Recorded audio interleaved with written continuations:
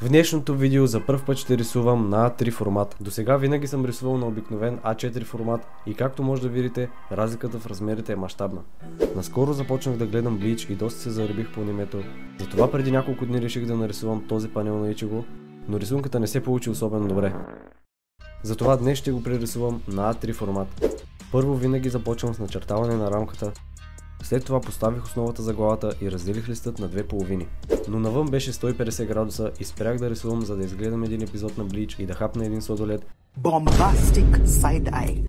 Но беше толкова горещо и затова си казах, че ще продължа с рисунката вечерта. 5 hours later. За сега скицата се получава доста по-добре в сравнение с старата рисунка. Later that night. Часът стана 1:30, затова ще продължим с рисунката утре.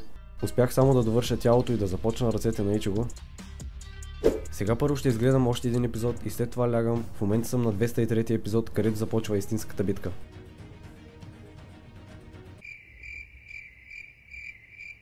The next day. Днес продължаваме докъдето стигнахме вчера, да довършим скицата на Ичиго. A few moments later. Скицата е готова, получи се супер според мен. Между другото направих цялата скица с този обикновен молив, а не с моливът за 50 лева от предишното видео. А сега вземаме тънкописците и да започваме синкването. One eternity later. Готови сме и синкването, сега остана да отцветим всичко останало.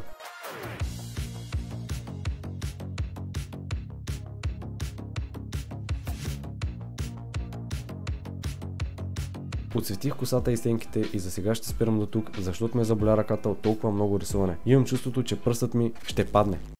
И часът отново стана 2 и направо лягам да спя.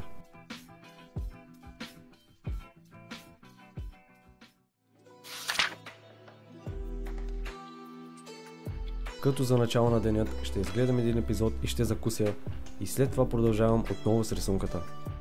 1 hour later. Много лоша новина. Маркерът ми свърши докато оцветявах ръката и проблемът е, че нямам други маркери. Днес денят беше събота и всички книжарници бяха затворили. Затова веднага се запътих към Kaufland с надеждата да открия маркери там. И открих точно това, което ми трябваше.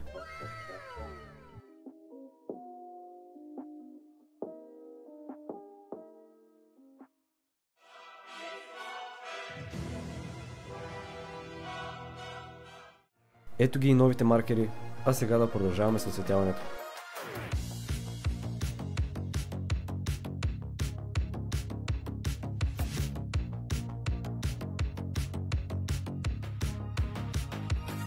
Готови сме с осветяването на черния цвят, сега остана само да сложа сивите сенки. Тук на нов лист хартия се опитах да видя как ще се получи, ако цветя сенките с молив или водна боя. И водната боя изглежда много по-добре прелята, отколкото моливът. Затова вземам водната боя, забъркваме малко черен цвят с повече вода и започваме да оцветяваме.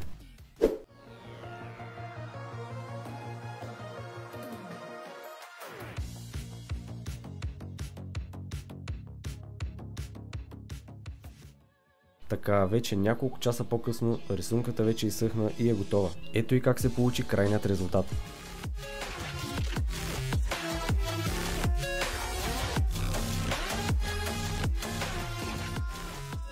Мисля, че стана почти 1:1 с оригиналът, но във всички случаи е много по-добре в сравнение с предишния път.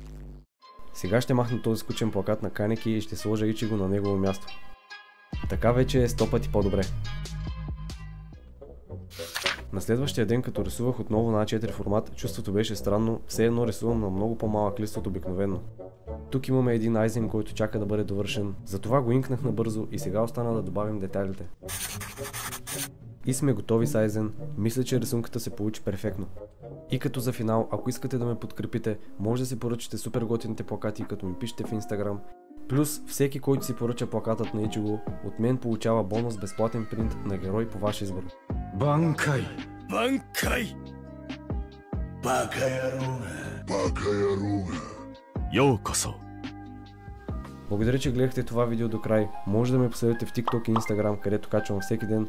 И ако сте заинтересовани за арт или аниме контент, може да се абонирате за каналът и да харесате видеото, ако искате да качвам по-често такива видеа. Bye bye!